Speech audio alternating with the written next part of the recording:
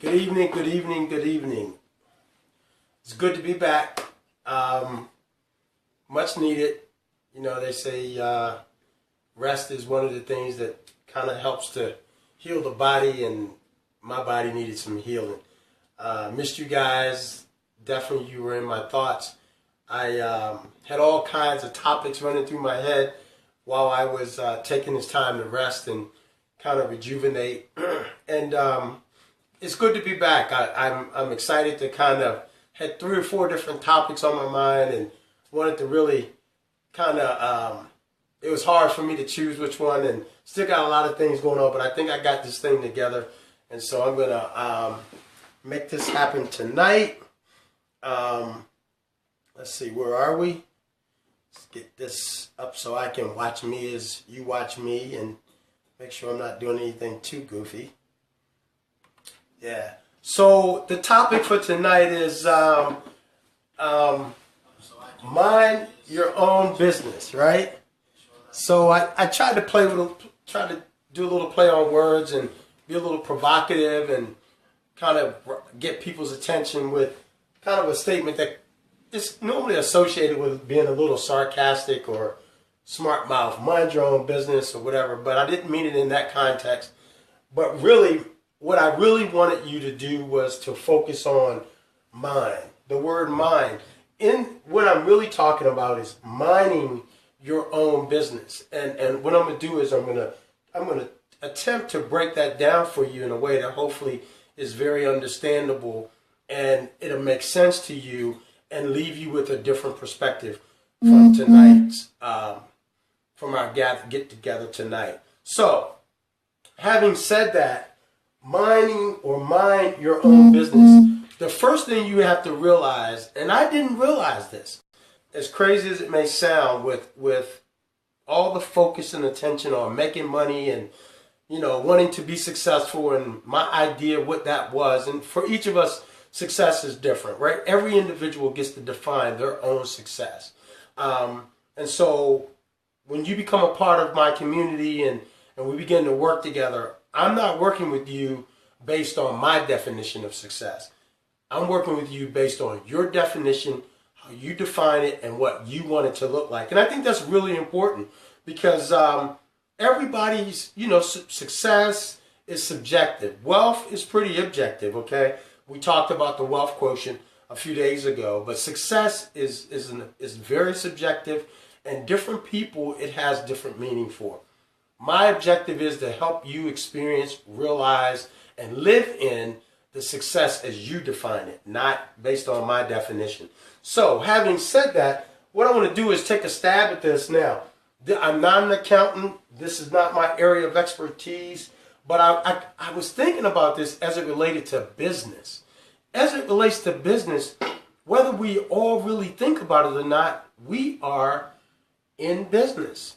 The minute that you graduate from high school or college and decide that you're going to trade your time and your skills and your sweat equity, your labor, for someone else in exchange for someone else's money, there is an exchange of your services for their pay. Thus, a contractual relationship is born, and you are in business.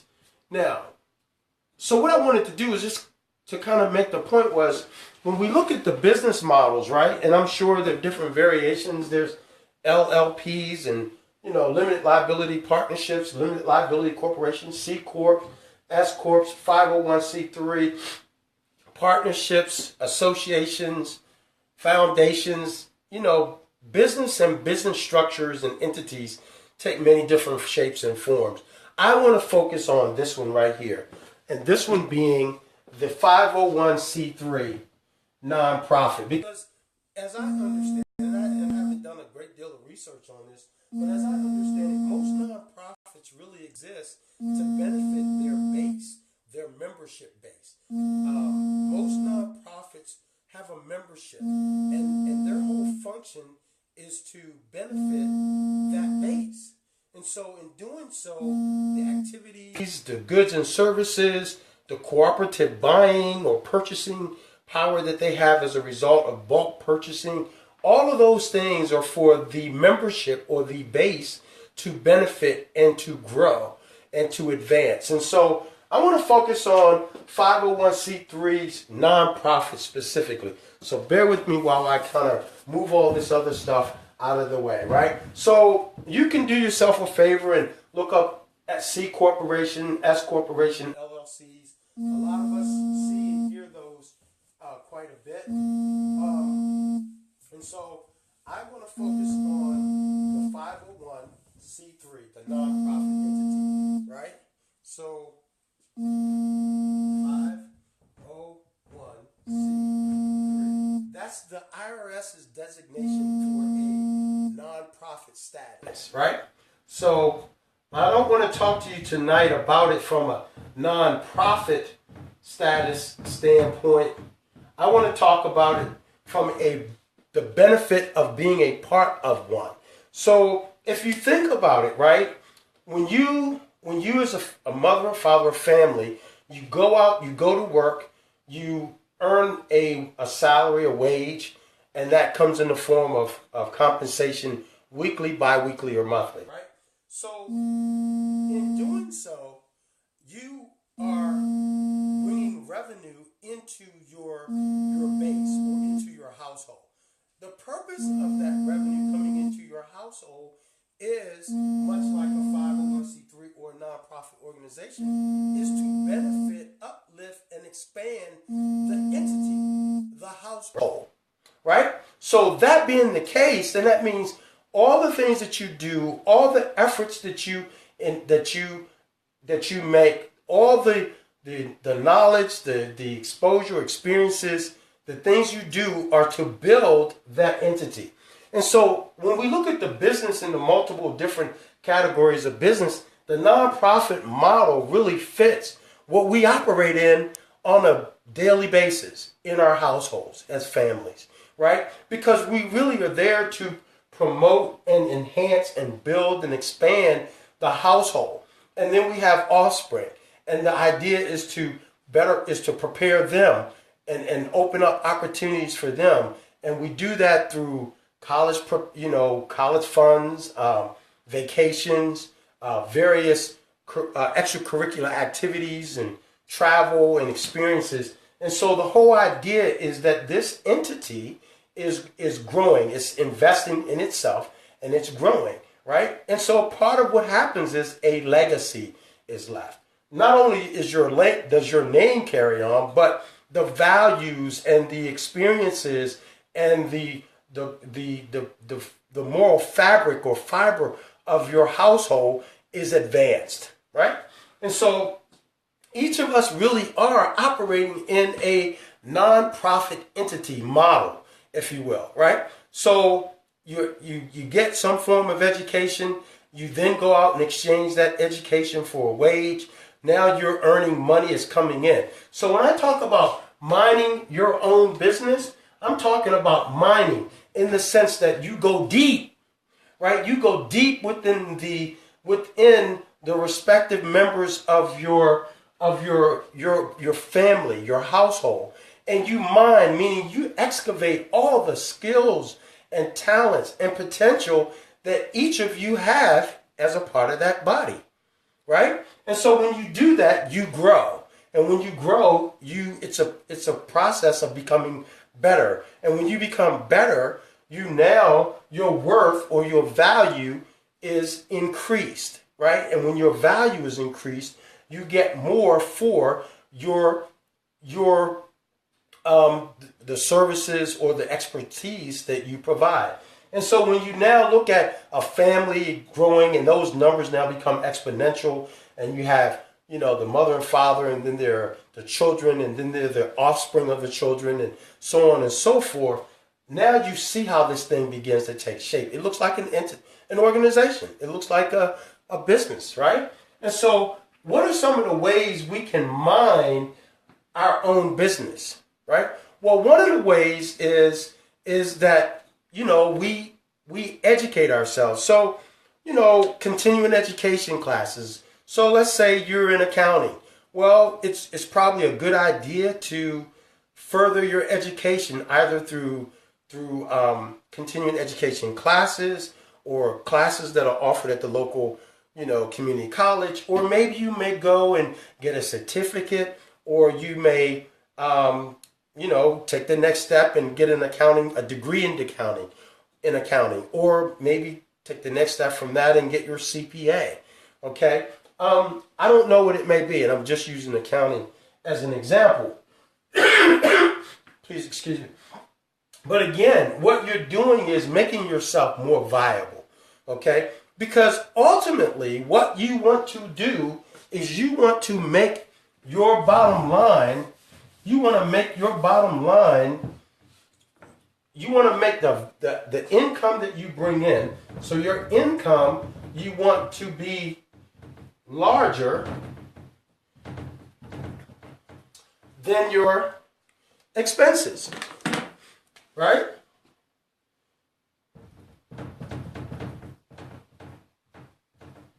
So you want your income to be larger than your expenses. Why is that? Because the difference between the two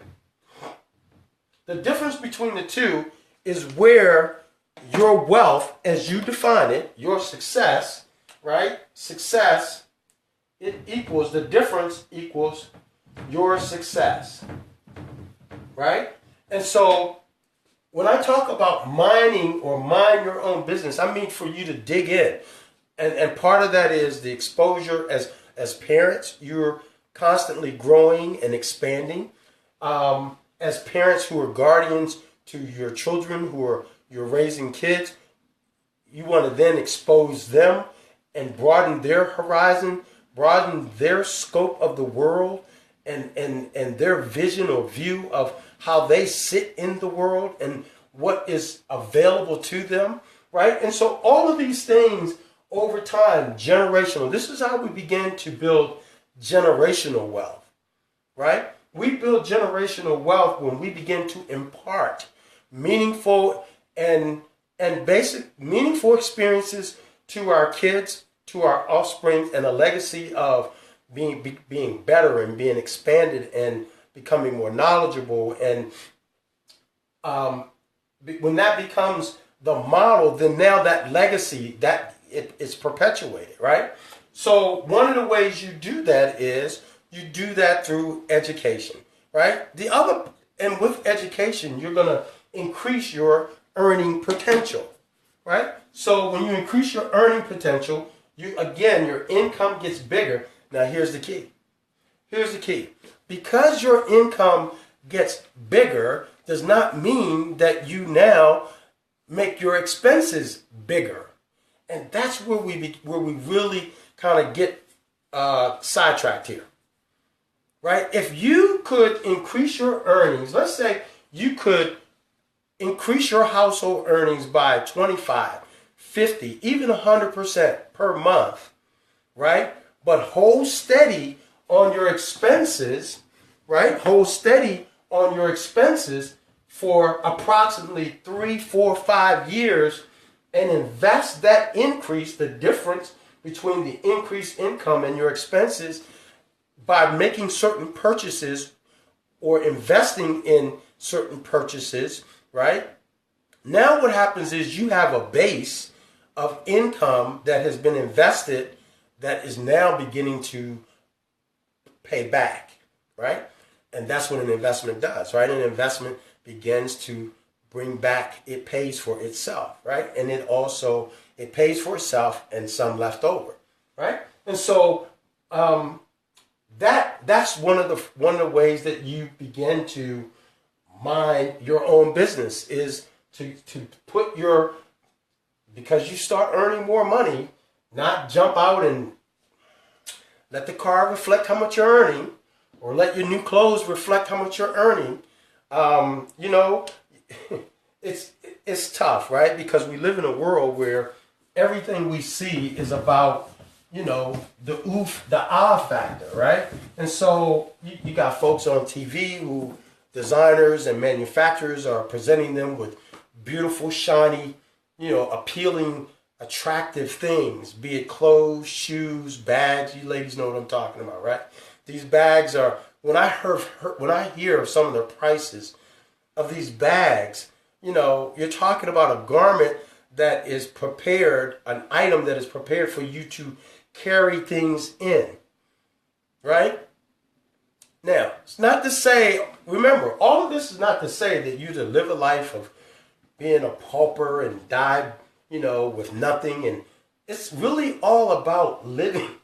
Pardon me. It's really all about living, one, within your means, and two, in a way that your resources begin to come back to you, double, triple what they went out, and now you can pretty much have a choice. Remember, I talk about that word a lot because it really is all about choice, isn't it? Whether you vacation, at the timeshare that somebody gave you, put your name on the list for, and you go through that 4-hour process and get tugged and pulled, or whether you take a vacation at a timeshare that you bought, or a vacation home that you bought, or a Mediterranean cruise or an Alaskan cruise, or a vacation at your favorite Caribbean destination, or another maybe in South America or Africa or wherever. The choice becomes yours. And that's more important when we start talking about quality of life, when we start talking about exposing our kids and expanding and now beginning to create this legacy, right? Because we mind our own business. The potential that each of us have, earning potential, is staggering. And if you were to track your expenses for 1 month and really just only purchase the things that you needed for 1 month, you would see amazingly how much money you had left over, right? So I was talking to one of my clients today, and she was saying, Larry, this process has really been a wonderful process. It really has made me begin to think about, the money that I spend and how necessary is it that I make certain purchases that I make. And folks, when we're talking about making these decisions about purchases, a lot of us are thinking, well, you're talking about cars and clothes. And no, I'm talking about a soda. I'm talking about a bag of chips. I'm talking about lunch at the cafeteria for breakfast. And then, breakfast at the cafeteria, lunch at the cafeteria. Or maybe you skip breakfast because, you're going to save money today, but you eat lunch at the cafeteria. Guarantee you, your cooking is much better. It's probably far more healthier. And I'm going to tell you something. It costs you a lot less. If you were to invest in some containers that will seal that stuff nice and tight, and when you put it in your bag, however you transport it, it doesn't leak. But when you get to wherever you are, or get to work or wherever, and you warm it up for lunchtime, let me tell you something. Folks, you could be the envy of your office. Some of you all cook just that well. You cook and your food the aromas start tickling folks' nose, and they're like, who cooked that? Well, I did. It's something I threw together. You don't think it's a big deal.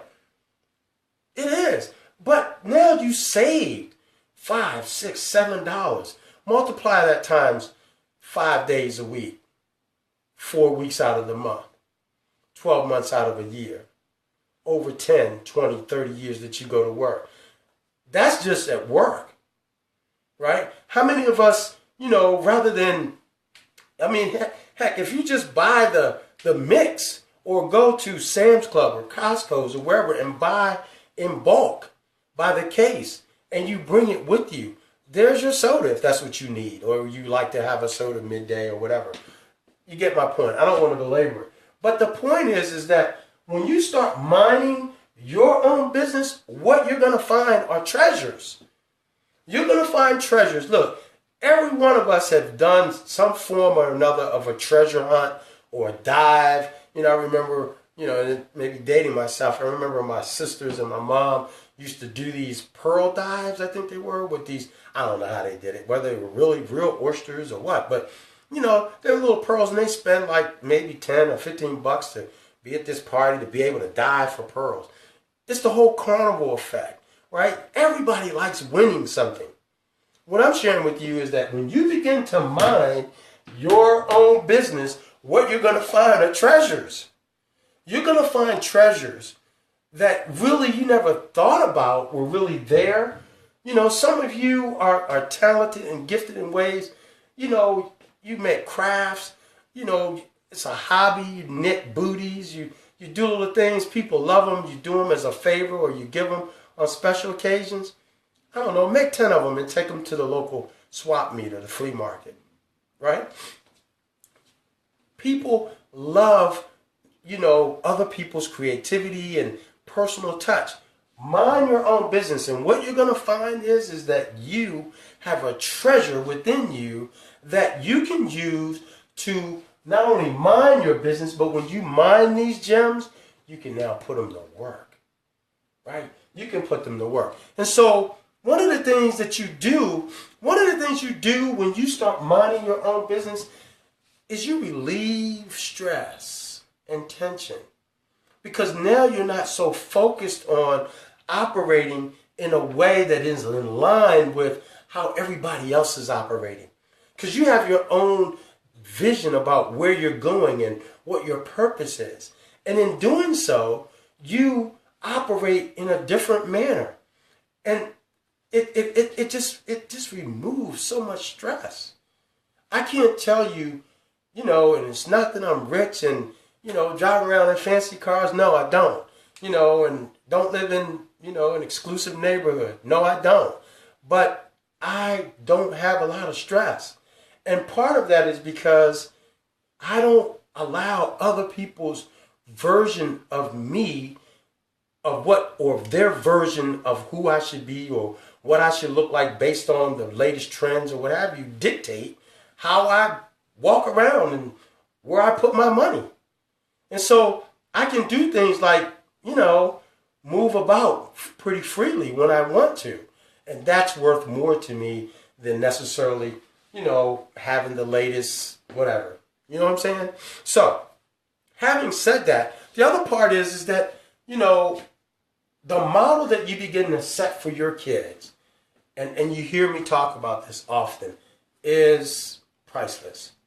Because oftentimes as parents, we all know, they don't always do what we say, but they sure do what we do. They pay very close attention. And so I didn't want to get into, I don't want to make this really long. I see I'm at the 23-minute mark. I'll cut this thing short. But if you look at where you are right now in your current situation, and if your current situation is paycheck to paycheck, I want you to take that current situation and I want you to close your eyes. I want you to think about, where will you be if nothing changes, if everything stays the same? Where will you be in 12 months from now? Where will you be in 12 months? And then while you got your eyes closed, I want you to just imagine, if nothing changes, where will you be in the next 3 years? Nothing changes. If nothing changes, where will you be? How about where will you be in the next 5, 10 years? Some of us are closely approaching in 10 years what should be retirement age. 10 years, I'll be 65, right? What do you want the next 10 years of your life to look like? Folks, this is where it begins. You gotta, I am encouraging you, I'm challenging you to start this process. Mind your own business so that you can create the life you deserve and you desire. It's a life worth living. The life that you desire and the life that you'll get the life you desire, right? Not necessarily the one you deserve. You'll get the one you desire because your desires are going to drive your behavior in a way that will create the life you deserve, right? And so the biggest, and I'm going to leave this word and I'm going to do it in red, right? Choices. Look at that. Wow. I'm about to write an S. What was I thinking, right? Choices. What is it with me in these S's, right? All right, choices. There's the S. Right? Choices. Folks, it's all about doing what you do every day, 5 days a week, you know, 40 hours, 4 weeks out of the month, year in and year out, you really are doing it to have a different set of choices, right? And if you're not able to live your life right now on your terms, my question to you is, what exactly are you going to do to change it so that you can begin to do that? I think it starts with this process right here, minding your business. Because when you mind, pardon me, when you mind your own business, right, what you find are gems that are precious and very valuable. And I believe that they will provide you with exactly what you need to begin the process of turning your life in a direction to where you have more of these choices. Folks, it's been a pleasure. It's good to be back. Look forward to seeing you tomorrow. Tomorrow is Friday. I'm traveling. I don't know how well this thing is going to work with me moving around, and you know, I got this little light kit, and I'll be doing it in selfie mode if I am traveling. But the thing I want to talk to you about is, this is what I want to talk. This is the topic for tomorrow, right? Choices, right? So the topic for tomorrow is I really want to talk to you about how each and every one of us need to create. We each need to create 5 streams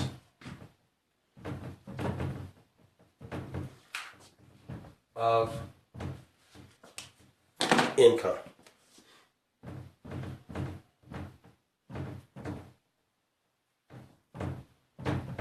Right? That's what I want to talk to you about. How to create 5 streams of income. Folks, like, share, send your comments, hashtag choices, minding your own business. Look, it's been a pleasure. I'm signing off again. Have a good night. God bless you.